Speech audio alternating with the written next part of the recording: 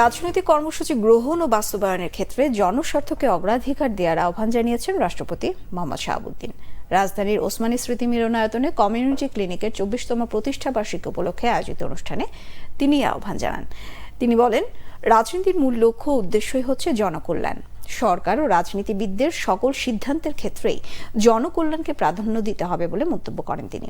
বলেন, community clinic প্রান্তিক মানুষের স্বাস্থ্যসেবায় ভরসার স্থলে পরিণত হয়েছে। জনকল্যাণমূলক প্রতিষ্ঠান কমিউনিটি ক্লিনিকের টেকসই অগ্রযাত্রায় সবাইকে সহযোগিতার হাত বাড়িয়ে দেওয়ার আহ্বান জানান রাষ্ট্রপতি। তিনি বলেন, ২০০০ সালে যাত্রা শুরু করলেও বিএনপি জামায়াত জোট প্রতিহিংসা করে এই সেবা বন্ধ করে দেয়। মানুষের সামাজিক ও অর্থনৈতিক নিরাপত্তা নিশ্চিতে নেওয়া পদক্ষেপগুলো বাস্তবায়নে সবাইকে একযোগে কাজ করার আহ্বান জানান রাষ্ট্রপতি। এর মূল লক্ষ্য ও উদ্দেশ্যই হচ্ছে জনকল্যাণ। সরকার ও রাজনীতিবিদদের সকল সিদ্ধান্তের ক্ষেত্রেই জনস্বার্থকে প্রাধান্য দিতে হবে। সিদ্ধান্ত কে বা কারা বা কোন সরকার নিল সেটি বড় কথা নয়।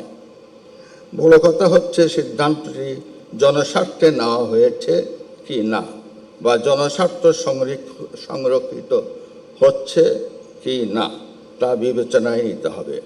রাজনৈতিক স্বার্থসিদ্ধির জন্য জনস্বার্থকে জলাঞ্জলি দেওয়া রাজনৈতিক দেউলিয়াত্ব ও প্রতিহিংসার রাজনীতির চরিত্রকেই উন্মোচিত করে।